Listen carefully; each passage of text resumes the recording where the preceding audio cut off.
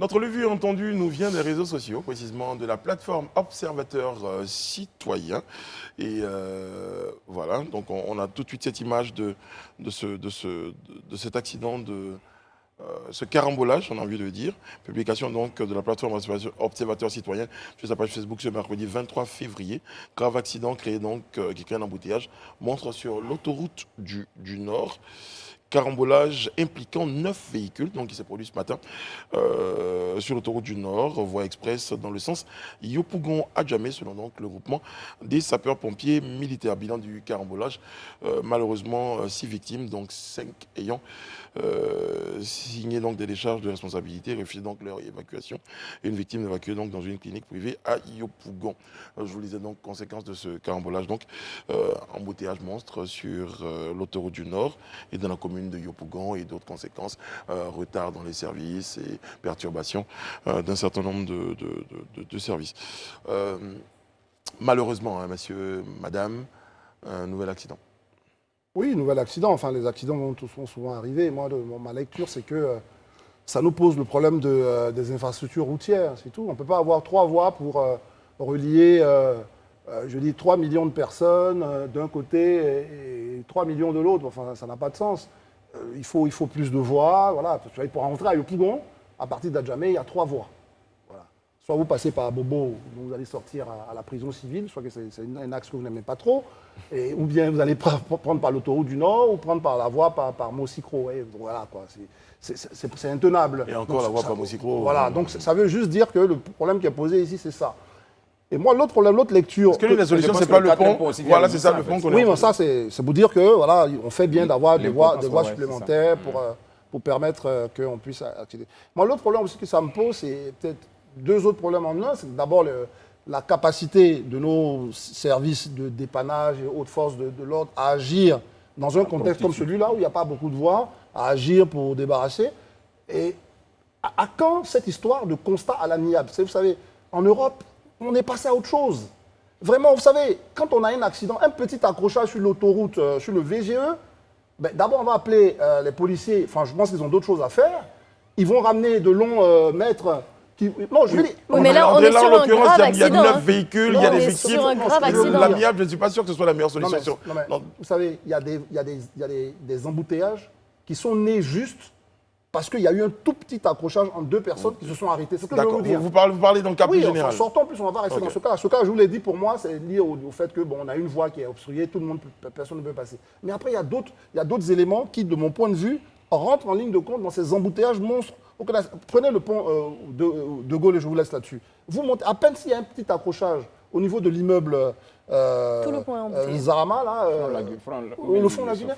Oui, le temps que les deux là se sortent pour commencer à dire, bon, on va appeler la police, tout ça, plus personne ne peut passer. C'est ça que je veux dire, donc c'est important. C'est vrai que l'autoroute du Nord est connue, en tout cas pour ses embouteillages monstres, surtout aux heures de pointe et tout ça, parce qu'on sait toute l'affluence qu'on a à Yopougon. On sait que certains viennent donc dans le centre pour travailler, etc. Donc déjà, il fallait trouver une solution en termes d'infrastructure. Là, je m'aligne totalement. Par contre, sur ce type d'accident, on va remarquer qu'il y a de gros véhicules, de très très gros engins qui sont extrêmement dangereux, qui ne sont même pas censés circuler en pleine journée. Dans d'autres pays, on ne voit pas ça. Et moi, je veux dire, en tant que conductrice, ça fait peur même parfois quand on est sur la voie et qu'on voit des grands camions comme ça en train de nous effleurer. Là, ils passent en vitesse comme ça, collés à la voiture, ça fait vraiment peur. Donc il y a une responsabilité, il y a une réglementation à vraiment contrôler également dans ce cas précis. Et puis, prompt rétablissement à toutes les victimes. Voilà, donc pour emprunter aussi les mots à Rayana, en tout cas on souhaite prompt rétablissement à tous ces blessés-là. Mais ça m'amène à 3 réflexions. La première d'abord, il y a l'irresponsabilité. Parce que cette situation, pour ceux qui connaissent Yopougon, à pareille heure, dans la matinée, la circulation, tu ne peux pas aller à vive allure, ce n'est pas possible. Parce que c'est embouteillé, c'est ralenti en fait. Mais comment dans un ralentissement, on peut arriver à vivre une telle situation où à 9 véhicules qui rentrent en carambolant? Vous savez, d'un premier temps, il y a un problème de responsabilité. Il y a vraiment un problème de responsabilité. C'est vrai qu'on ne nous a pas encore situé les circonstances réelles de cet accident, mais pour qu'il y ait 9 véhicules à cette période il y a une de la grande journée vitesse. où les gens sont en train de venir, où la circulation n'est même pas rapide, qu'on se retrouve dans ça, ça veut dire quelque part, il y a un manque de responsabilité. C'est justement le phénomène du carambolage. Oui, parce que si je bouscule un, il bouscule l'autre, ça fait effet domino. Oui, mais quand tu bouscules, ça dépend de la force avec laquelle le premier a bousculé. Et que tu bouscules, ça ne peut pas te donner l'allure de cette voiture que je vois là. C'est pas possible.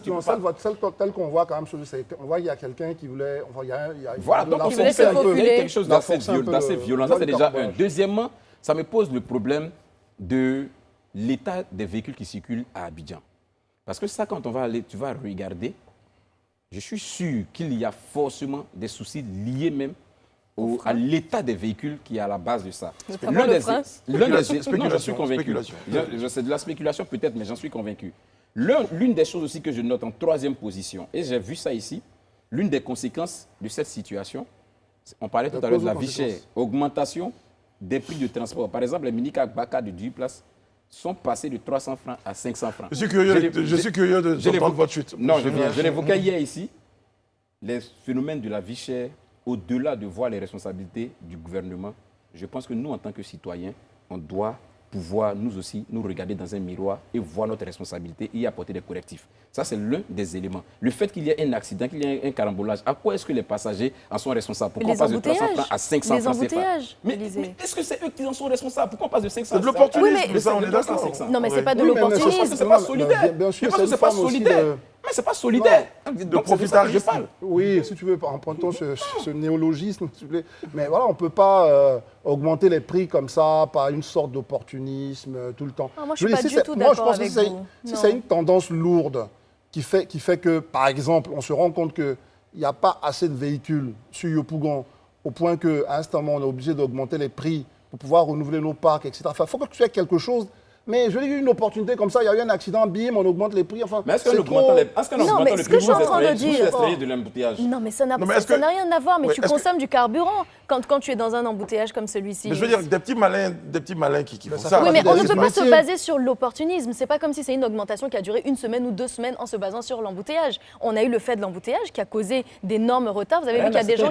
Il y a des gens... Non, il y a des gens... S'il vous plaît, ce sont des mini-entreprises. Ce sont des mini-entreprises. Leurs objectifs, c'est de faire du profit. Donc derrière, si elles consomment plus de carburant... Du profit au détriment de ce qui est normal? Mais au détriment de quoi qui est normal? C'est une mini-entreprise. Mais la vraie question à se poser, c'est qu'aujourd'hui, ce phénomène-là dont on parle, là, ça n'a pas commencé aujourd'hui. Tout le monde sait que ça existe. Non, mais c'est pas parce que ça existe qu'on ne peut pas...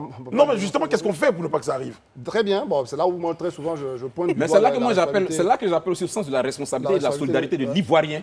Parce que quand on a une situation qui semble être une situation dommageable pour tous, il faut avoir le réflexe, il faut avoir l'honnêteté et la nature. Non, mais tout le monde n'est pas de cette école. C'est une entreprise. Moi, je mets mon carburant aujourd'hui. Si je sais que le trajet, c'est 300 francs normalement, si l'embouteillage fait que ça me prend... Si l'embouteillage fait que ça me prend plus d'essence, ben, normalement, spontanément, naturellement, le prix augmente, le prix du trajet.